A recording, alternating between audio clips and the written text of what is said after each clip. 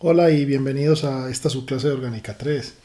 Y en esta sección yo quiero hablarles de un método para ejecutar básicamente el mismo tipo de reacciones que vimos como la reacción de Gies, conocido como el método de Barton, o básicamente el método de los tiohidroxamatos. Barton, no es la primera vez, espero que ustedes lo escuchen. Él fue premio Nobel en el 69, uno de los grandes genios que ha dado la química. El premio Nobel fue un reconocimiento a su contribución respecto al concepto de conformeros. Y ustedes han visto a lo largo, por ejemplo, de este curso, de este capítulo de Radicales Libres, todos los aportes que él hizo a la química radicalaria. Lo que me concierne para hoy es básicamente una reacción que se ejecuta principalmente de la siguiente manera. Se tiene un cloruro de ácido y este compuesto, que es un derivado de una piridona. Algunos le dicen tiopiridona, otros le dicen mercaptopiridina, y esto se consigue como una sal. Esto es comercialmente asequible. Esto espero que ustedes, por familiaridad con lo que vieron en Orgánica 2, predigan de que aquí se va a hacer una especie de éster, aunque va a ser un fragmento no muy común hasta ahora. O sea que esto normalmente va a dar un éster que típicamente se puede aislar, pero que también la reacción se puede trabajar sin necesidad de aislarlo. ¿Ok? Hay casos en los que la gente, al investigador le gusta aislar el éster, otras veces no. Y estos son los famosos ésteres de dihidroxamato que están aquí. Y lo que Barton básicamente encontró es que estos ésteres, cuando se calientan por encima de 80 grados centígrados o cuando se irradian con luz, ellos empiezan a descomponerse controladamente, y entonces uno puede aprovechar eso, ya que esa descomposición es radicalaria, y entonces uno puede acoplar esto como si fuera una especie de reacción de Gies para dar esto. Ya voy a explicar qué es cada cosa. Aquí es un azufre que tiene una piridina. Ahí está. Y aquí queda el grupo E. Vamos a ver familiaridades con la reacción de Gies. Miren, la idea es que el radical que se forma intercepte este señor, y por lo tanto entonces cuando miro el producto veo que aquí están los tres elementos del alqueno que tiene un grupo activante. Aquí está 1, 2, 3, 1, 2, 3, o sea que se tuvo que haber formado un R. Y es precisamente la magia de estos ésteres que forman precisamente el R radicalario. Y observen que el grupo en últimas es como una especie de arreglo, porque este grupo fue ubicado por acá. Bien, obviamente la reacción también genera como subproducto CO2. Pero tiene enormes ventajas. Una, no hay estaño por ningún lado aquí en esto. O sea, se puede simplemente calentar y empezar a descomponer o irradiar sin estaño, ambientalmente más amigable. Dos, el producto presenta al final la incorporación de este grupo, que es un grupo que permite nuevamente seguir haciendo modificaciones para tener distintos derivados. Bien, creo que lo primero que nos concierne entonces es pintar un mecanismo para esto, dibujar un mecanismo, pero quiero contarles que típicamente la reacción se hace, por ejemplo, teniendo una suspensión de esto en algún solvente de alto punto de ebullición. Por ejemplo, incluso a veces se usa tolueno, otras veces se usa clorobenceno como solvente. Se utiliza DMAP, eso lo vieron ustedes en Orgánica 2 como un catalizador nucleofílico para facilitar la formación del éster. Y entonces lo que uno hace es que tiene básicamente una solución de este señor con este señor, y lo que uno empieza a hacer es, digamos, gotear despacio con técnica de jeringa, puede ser con nuestros aparatos de jeringas electrónicas, el cloruro de ácido. Es así de simple. Se controla la adición de este para que haya una baja concentración en solución de este señor. Espero que ya empiecen a ver la lógica de eso. Y simplemente todo se hace en reflujo para obtener el producto deseado. Vamos entonces a intentar primero dibujar un mecanismo para la reacción. Bien, obviamente nuestro mecanismo debe empezar por una típica iniciación, donde pues estamos diciendo que con calentar o con luz mi éster de tiohidroxamato se descompone, así que voy a dibujar un éster de estos genéricos.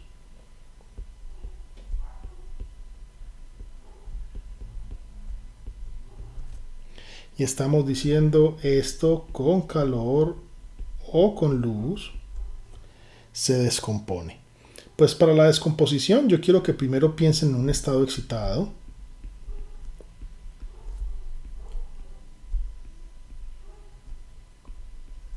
Donde quiero que pensemos en este enlace que estaba aquí doble, simplemente con sus electrones. Esto sería un estado excitado. Y observen que esto simplemente puede fragmentar acá. Ahí nos damos cuenta que estamos dentro de ese universo de reacciones de adición al doble enlace, radicalarias, pero donde vamos a ver que en la etapa de propagación va a haber una fragmentación. Aquí en este caso, creo que entonces esto daría transitoriamente un radical centrado en oxígeno más una piridina. Y creo que ahí es fácil de ver cuál sería la fuerza que dirige dicha fragmentación, porque como se puede ver aquí, cuando este radical fragmenta, este birradical, recuerden que es digamos, el estado excitado de esto que se alcanzó de forma térmica o con luz, cuando esto fragmenta, miren que se establece un sistema aromático bastante estable, como el de la piridina, así que eso es una buena excusa para entender cuál es la fuerza que dirige esta reacción. Ahora, esto tiende a fragmentar inmediatamente para dar mi radical más CO2. ¿Ok? Y esa sería mi etapa de iniciación. Ahora sí, lo más interesante sería pensar en cómo ocurre la propagación. Y obviamente voy a arrancar con mi radical alquilo, donde el radical va a atacar otra vez al éster de tiohidroxamato.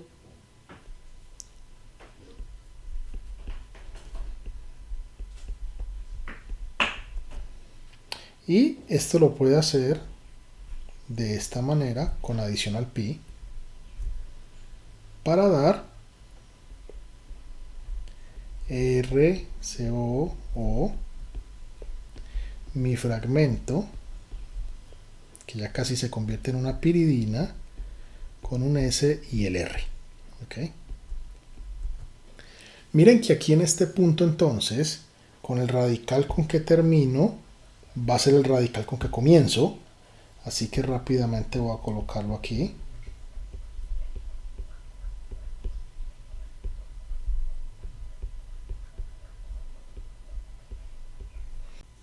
Y es de esperarse entonces que esto fragmente por la misma razón que hablamos en la iniciación, o sea, la misma fuerza que dirigió esta fragmentación. Yo voy a ahorrar un poco de espacio, entonces voy a decir que aquí fragmenta, pero que a la vez esto también fragmenta, para entregar de una vez el radical alquilo, CO2 y el fragmento de piridina, que queda así, S, R. Bien, vamos a chequear cosas aquí. Primero, el radical con que empezó es el radical con que terminó. Segundo, genero la ecuación neta. Aquí está mi éster inicial, aquí está el CO2 como producto, esto se fue con esto, este radical se fue con este, y aquí está mi producto. Miren que es un producto rearreglado. Y observen que aquí simplemente aún no pongo a participar el alqueno electrofílico o el alqueno que va a recibir en este caso. ¿Sí? El alqueno que va a recibir en este caso aún no lo pongo a trabajar. Entonces, lo que faltaría simplemente es que este radical ahora intercepta a este señor y que el radical que queda aquí centrado vuelve y propaga la cadena. Eso se vuelve un poco repetitivo, pero lo podemos dibujar simplemente por ilustración.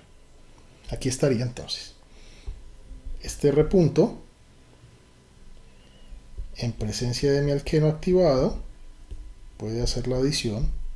Observen que entonces si no estuviera el alqueno esperando a interceptar este radical, si este alqueno no estuviera esperando a interceptar este radical, la reacción terminaría aquí.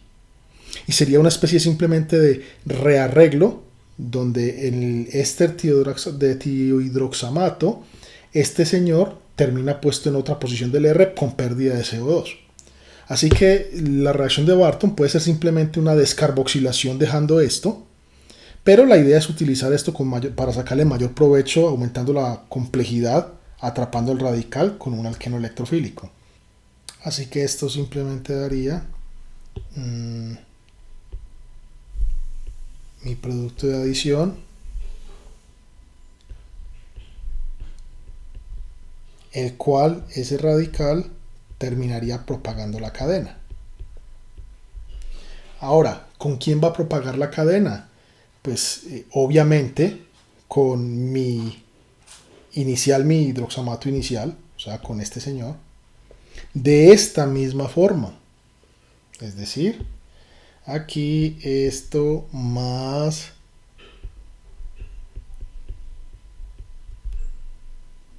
el éster de tiohidroxamato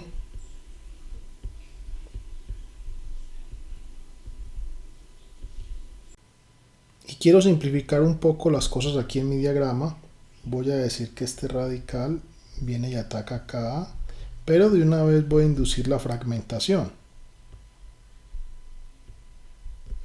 Eso parece una sopa de espaguetis, pero espero que quede claro porque es la repetición simplemente de lo de arriba para dar el R punto.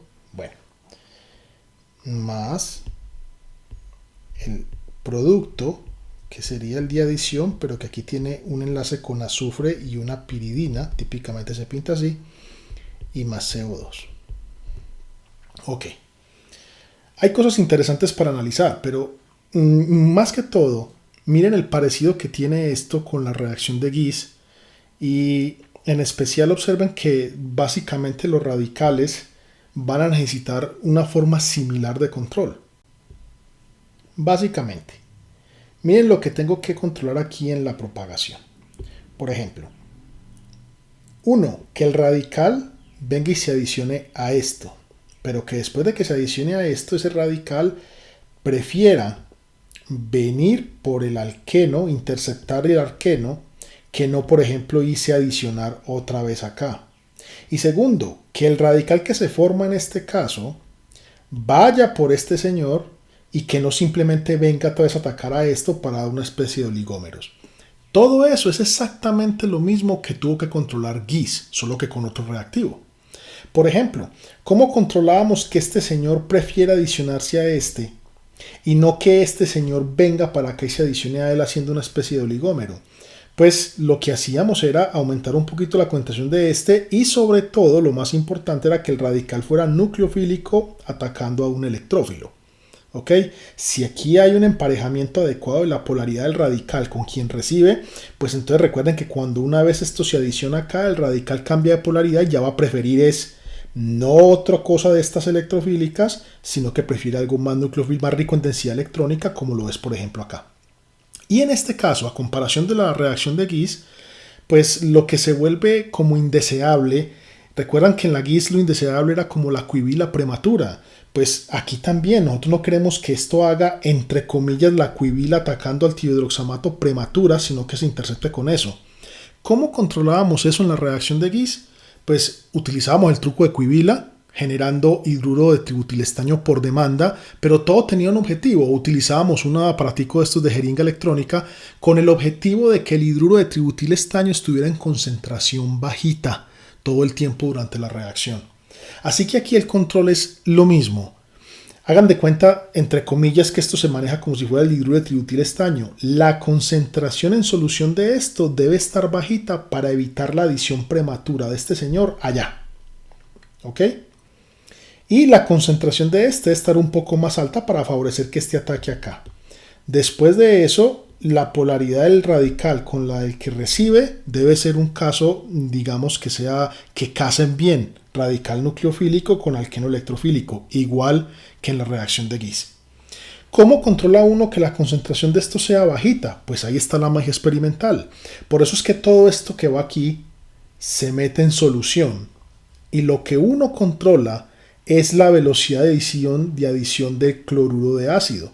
Si el cloruro de ácido se adiciona despacio con jeringa, garantizando que siempre hay una concentración bajita en esta solución, Pues recuerden que el cloruro de ácido va a formar este éster. Una concentración bajita de él es una concentración bajita del éster de tiohidroxámico. Así que la reacción de Barton debe, digamos, pegarse de los mismos elementos de control de la de Gies. Y entonces, ¿cuál es la ventaja? No hay estaño. Y eso es una gran ventaja. ¿Ok? Aquí no hay estaño. Y segundo, miren que el producto, en vez de terminar con un hidrógeno como en la de Gies, termina con una manivela sintética que puede ser muy útil. Así que, para redondear la idea, la metodología de Barton, o el método de Barton, de adiciones al enlace pi-radicalarias, lo que hace es, digamos, lo mismo que la de Gies, requiere los mismos elementos de control que la de Gies. Recuerden que en la de Gies allá necesitábamos básicamente dos elementos claves de control, y era una concentración bajita de hidruro de tributilestaño, en esta una concentración bajita del éster de tiohidroxámico. También necesitábamos digamos, que casaran las polaridades del radical que se formaba, radical nucleofílico con electrófilo. Aquí también se requiere eso. Y le ayudamos a la cinética aumentando un poco la concentración de este. ¿Ok? Pero esta es una metodología muy interesante. Repito, no utiliza estaño a diferencia de la de Gies y nos deja una manivela sintética para seguir haciendo. ¿Qué nos queda entonces? Ilustrar la metodología con ejemplos reales. Este sería nuestro primer ejemplo. Aspectos a analizar. Bueno, usted puede, recuerden, formar esto in situ mediante el cloruro de ácido, etc. O preformarlo, si es que no le gusta usar cloruro de ácido, por ejemplo, con metodologías de acoplamiento tipo Steglish, como el DCC, para formar esto y lo aísla. Pero recuerda el truco experimental de que debe estar la concentración controlada de esto y bajita. En este caso lo van a acoplar con esto que se llama una maleimida, porque este grupo se conoce como el grupo imida, y el grupo imida en este caso viene del anhídrido del maleico, o sea que es una maleimida. De hecho es N-metilmaleimida. ¿Ok? ¿Qué analizamos aquí? Que esto se va a descomponer, recuerden que fragmenta, y que esto también vuelve y fragmenta botando CO2, dejándome el radical acá. Ese radical va a tener carácter nucleofílico, observen que está debajo de un oxígeno, y va a atacar a una buena pareja electrofílica como es la maleimida. Así que yo lo que espero es un enlace de acá a uno de estos lados, esto es simétrico, o sea que a cualquiera de estos dos. Por lo tanto, el producto que debemos esperar debería ser este. Aquí hay un acetal. Aquí se formó el radical, o sea que ahí va a estar mi nuevo enlace, pero que, digámoslo así, lo voy a dibujar para el otro lado.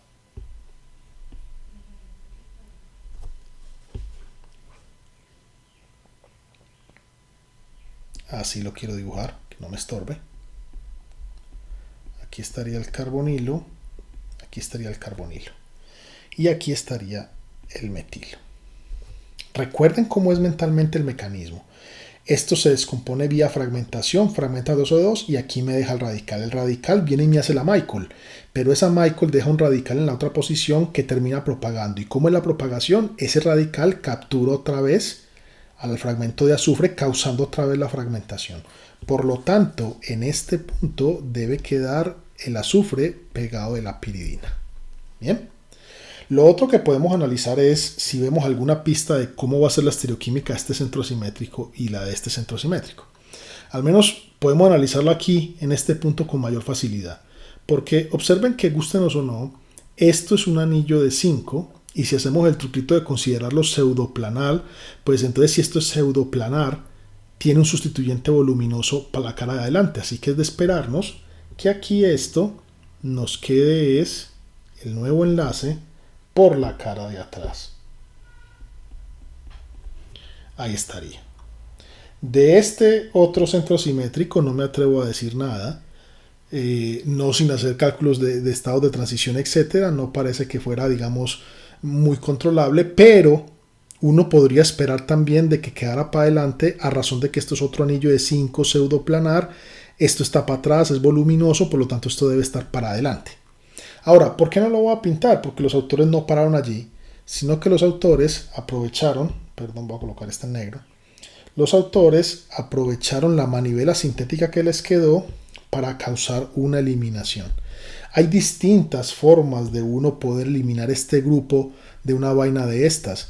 Una de ellas, por ejemplo, es epoxidando para convertir esto en sulfóxido, o sea, oxidando el sulfuro a sulfóxido y calentando. Él elimina por una reacción pericíclica que veremos más adelante.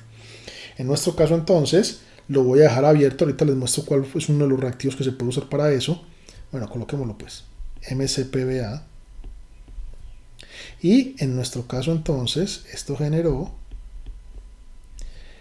obviamente la eliminación MCPBA y calor.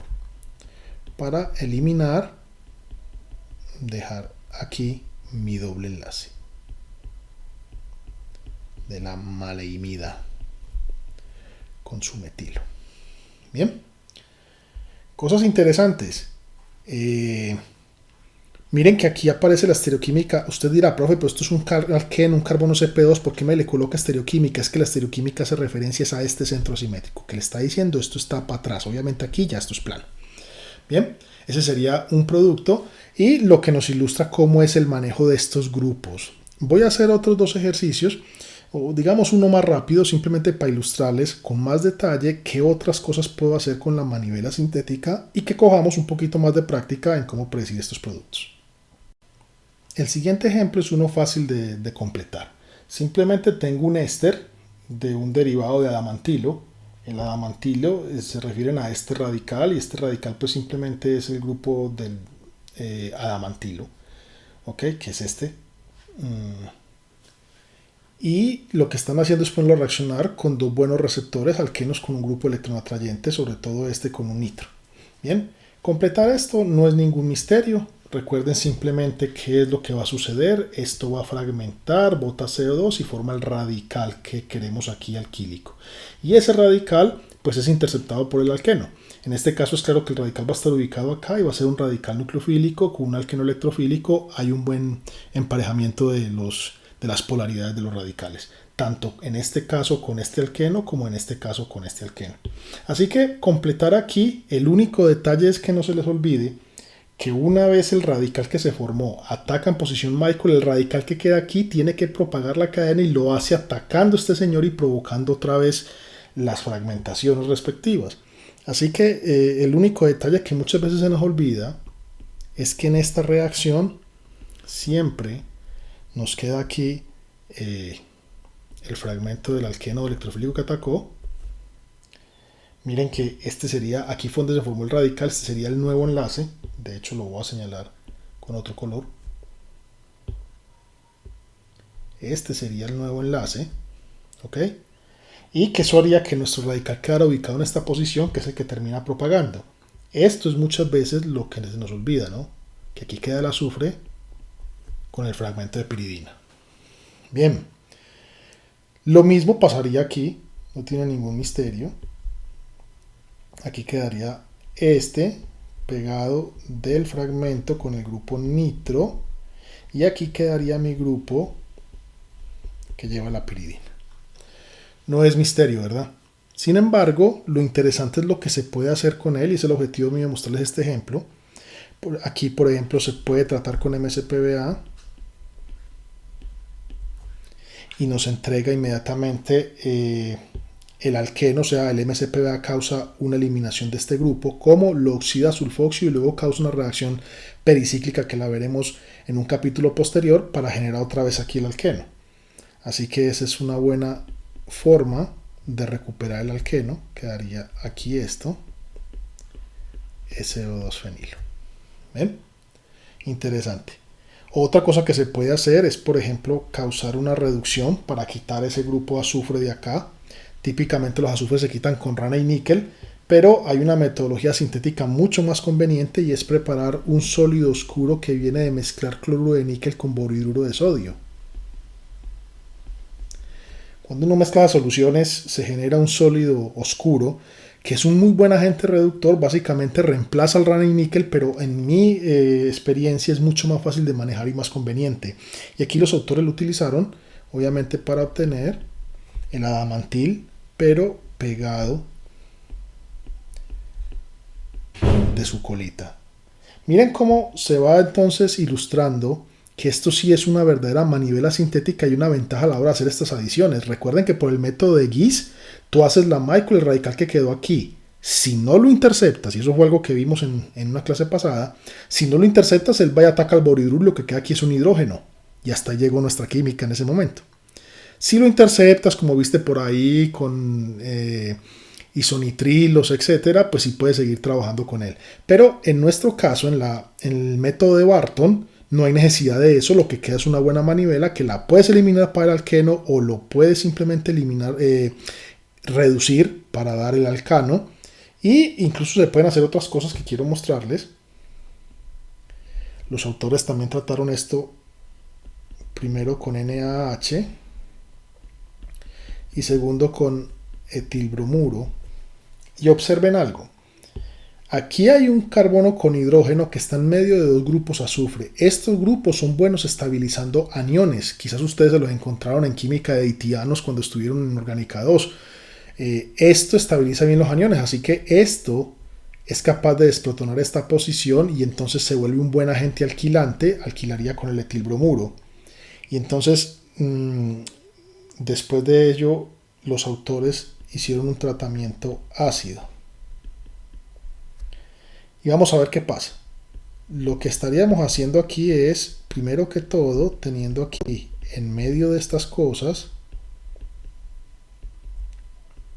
mi producto de alquilación, que sería este. Sin embargo, quiero que captes que este carbono en este punto está en el mismo estado de oxidación, en este caso de una acetona. Mira que tiene dos enlaces con heteroátomo. Así que como está en el mismo estado de oxidación de una acetona, no debe asustarnos de que este grupo solo requiera es hidrólisis para llegar allá mismo. Así que nuestro verdadero producto, cuando esto fue tratado con ácido, realmente es la acetona.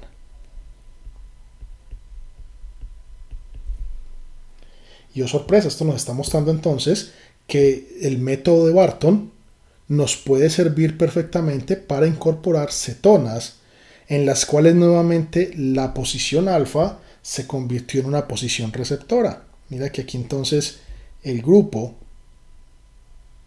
este grupo, se convirtió en un equivalente sintético de este grupo. Claro, hay que hacer cierto trabajo, ¿no? Pero miren que se puede hacer lo mismo que hicimos con cierta metodología con estaño. Muy bien, por el caso del nitro, voy a borrar esto. Por el caso del nitro, lo que se puede hacer con él también es bastante versátil. Yo lo que les quiero mostrar es que simplemente los grupos nitro pueden ser hidrolizables en lo que se conoce como una reacción de Neff, ¿ok? Y en este caso, pues al hidrolizarse, lo que nos deja sería un aldehído. Miren qué interesante.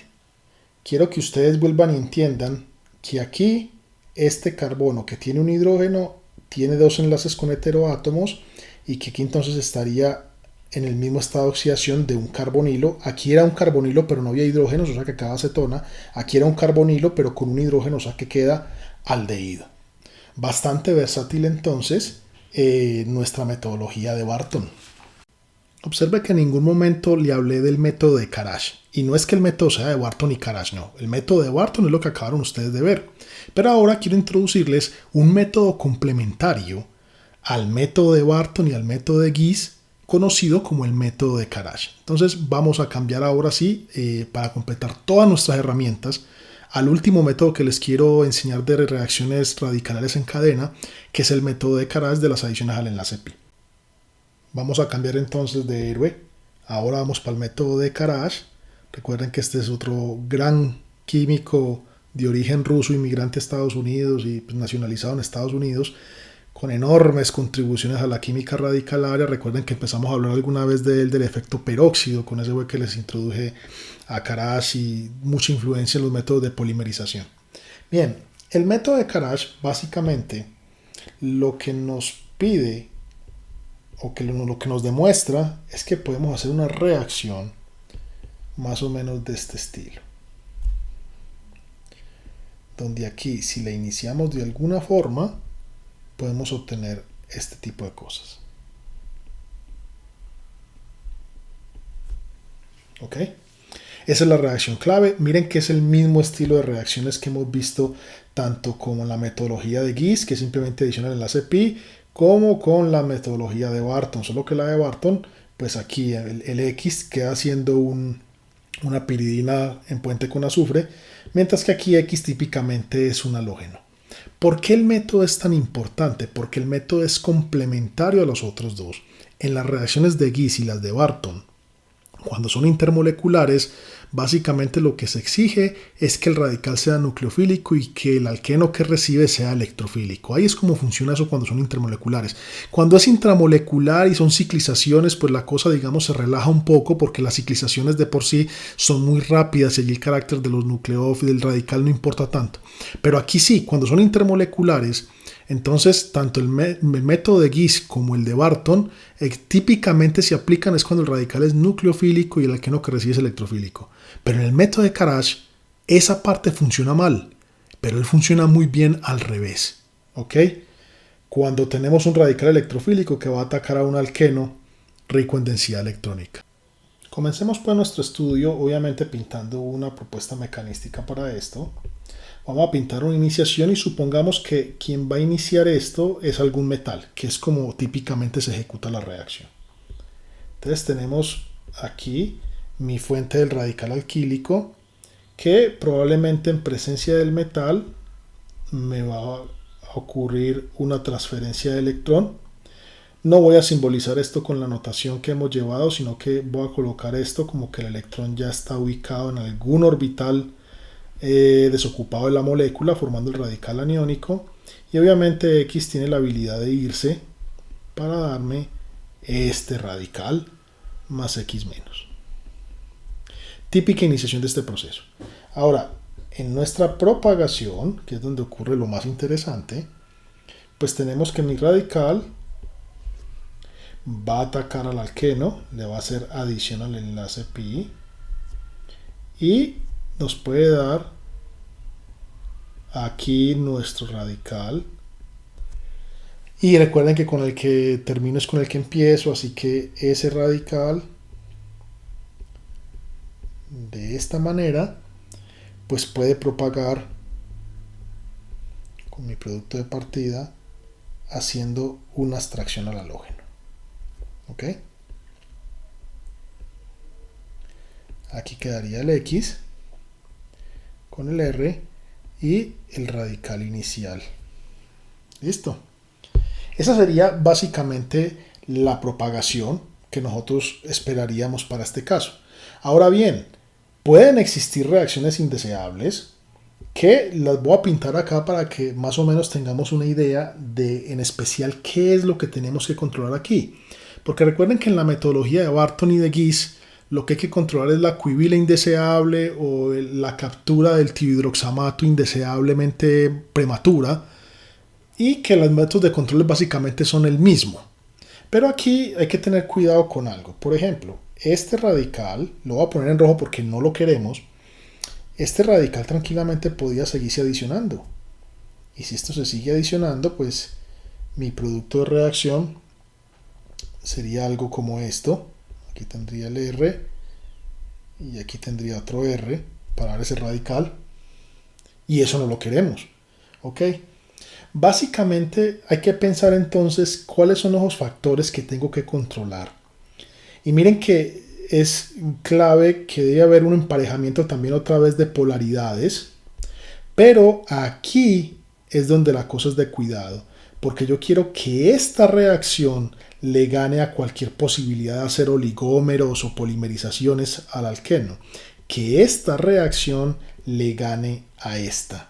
Y para eso, pues la solución es que esta reacción sea mucho más rápida que esta. Pero entonces ahí es donde tengo que pensar cómo hago yo para que esta reacción le gane a esta. Y aquí es donde viene quizás lo más delicado de la metodología de Karash. Para que esta reacción sea más rápida que esta, una de las cosas idóneas es que esta reacción sea bastante exotérmica. Típicamente, reacciones que son muy exotérmicas, digamos, correlacionan bien con que son también reacciones muy rápidas. Para lograr esto, yo puedo notar que si aquí cambio de un radical secundario a un radical terciario, pues la reacción tiende a ser más favorable por este lado que por este lado, que sería un cambio de un radical secundario a un radical secundario. Si yo logro hacer eso, entonces iría de secundario a terciario. Esta reacción al menos tendría por qué ser más exotérmica que esta. Pero esto es muy importante porque a fin de cuentas les demuestra por qué el método no es bueno cuando R es un grupo electrón atrayente. Porque si R fuera un grupo electrón atrayente, es muy probable que esto se dé y que el radical que quede, incluso por tener un grupo electrón atrayente, sea más estable que este mismo radical y por lo tanto esto empieza a competir. Es por eso que el método de Karash nos sirve para alquenos que son electrofílicos, porque entonces esta reacción compite y esto no es lo que queremos hacer.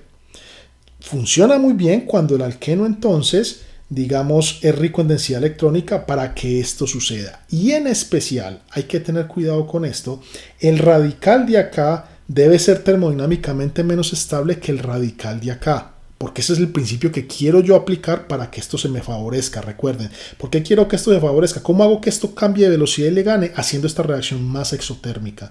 Y para hacer esta reacción más exotérmica quiero ir de uno menos estable a uno más estable. Ustedes están en todo su derecho de pensar, profe, pero entonces aquí pasó lo contrario, porque aquí estaba de más estable y llegué a uno menos estable. Y sí, pero aquí cambió de más estable a menos estable, pero de por medio hay la formación de un enlace carbono-carbono sigma a expensas de un enlace pi carbono-carbono. Y eso más que supera en cuanto a motivación a la naturaleza, ahí es en este sentido. Entonces miren, en esta reacción, aunque voy de terciario a secundario, eso no importa porque estoy formando un enlace sigma a expensas de un enlace pi. Aquí hay motivación, hay un factor de entalpía que favorece. Pero aquí, para que se me vaya por este lado y no por este, yo debo ir de secundario a terciario y eso implica que aquí no debo usar grupos que activen el alqueno con un grupo electrón atrayente, ¿ok? Sin un electrón donador. Pero eso hace que el método de Karash sea perfectamente complementario al de Barton y al de Gies. Ahora lo que nos falta es mirar unos ejemplos concretos. Este es nuestro primer ejemplo. ¿Qué hay que analizar aquí? Una, la forma de iniciar. Miren que esto es en tetidrofurano. Dice al 5% en diyoduro de samario. El diyoduro de samario es una sal que disuelve bien en tetidrofurano. Uno la puede comprar como una solución ya preparada. Pero el estado de oxidación típico del samario es 3+, no 2+ como está aquí. Así que esta es una sal que tiende a entregar un electrón. Así que uno pensaría que el samario le regala un electrón al enlace más débil que hay acá. Recuerden que hablar del enlace más débil es en otra, digamos cambiando de palabras, es decir que es donde se encuentra el orbital antienlazante más fácil de ocupar. El orbital antienlazante. Si yo miro esta molécula, claramente el enlace más débil es el de carbono-yodo. Así que el samario tira el electrón haciendo un C de aquí y el yoduro se iría dejando un CF2 radicalario.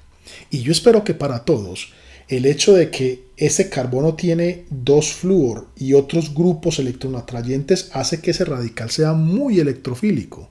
¿Ok?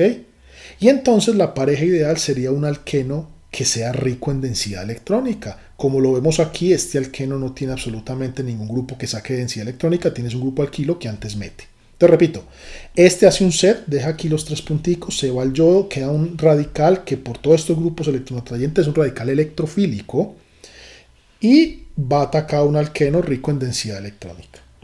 Por ende, nuestro producto podemos empezar a pintarlo como ClCF2 dos veces, que estaría pegado, ese es el nuevo enlace, a mi nuevo alqueno C6H13. Aquí hubiera quedado el radical, pero recuerda cómo se propaga la cadena. La cadena es cuando este radical entonces vuelve y ataca al grupo para iniciar otra vez el ciclo. Así que, al igual que Barton, que no se te olvide que en estos compuestos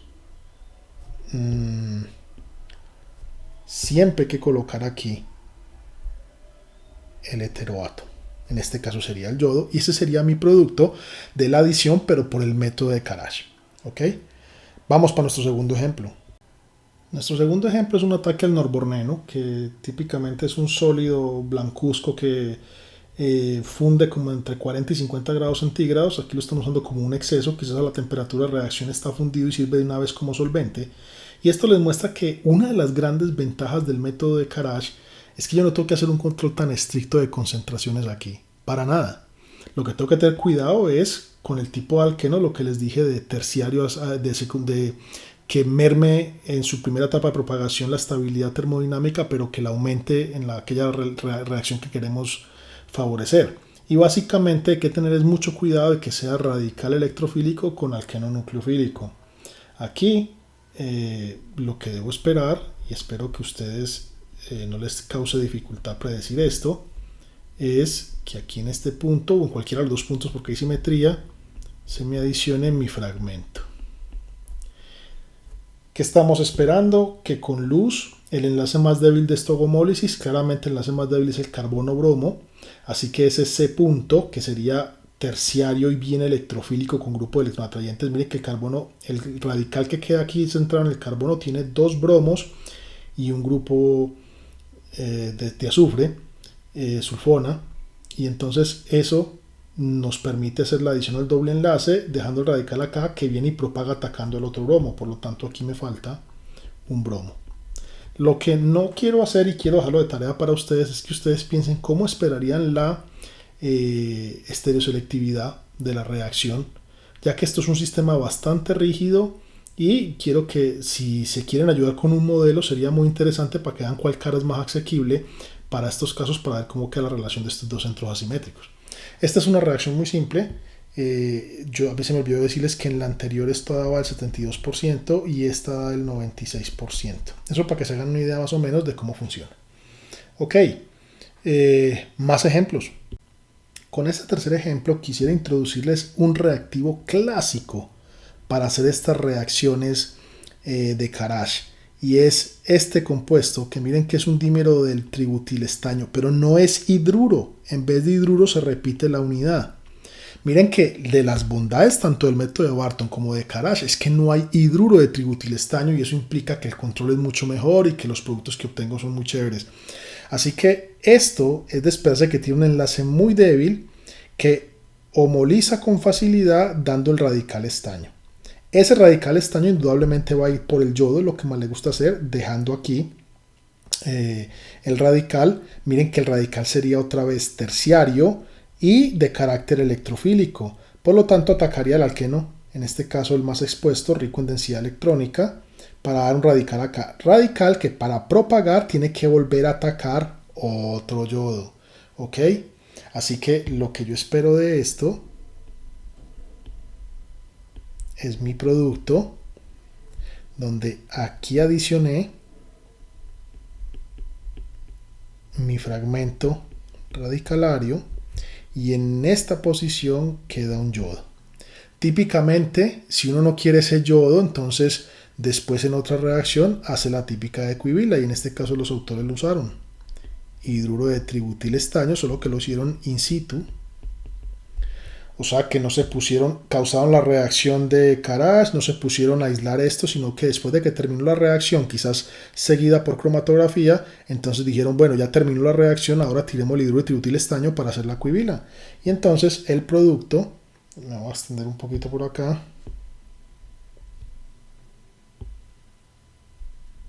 el producto final, pues obviamente fue, lo voy a dibujar al revés,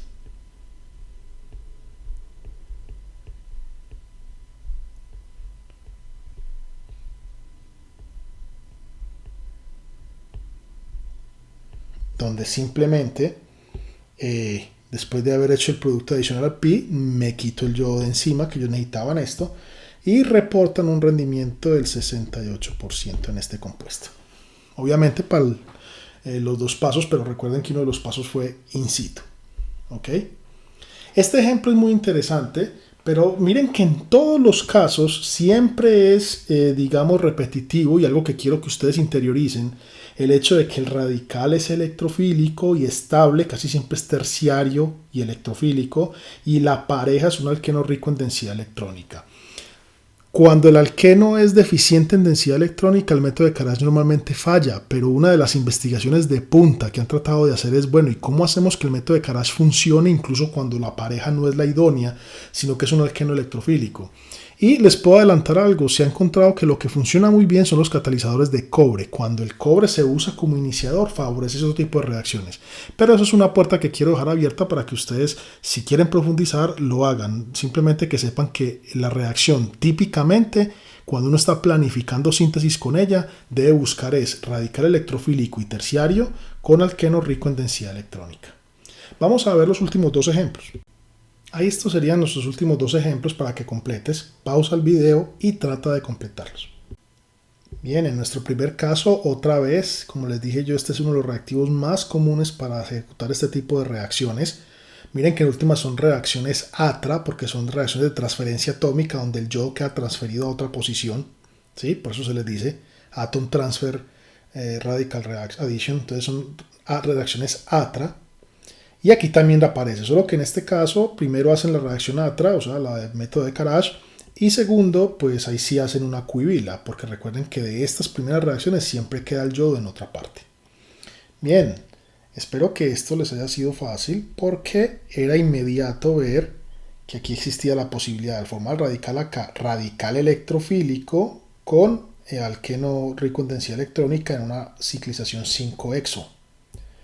Así que ahí nos quedaría un anillo de 5 tipo lactona, y obviamente el radical que queda en esta posición es el que va y propaga la cadena robando otra vez el yodo. ¿Ok?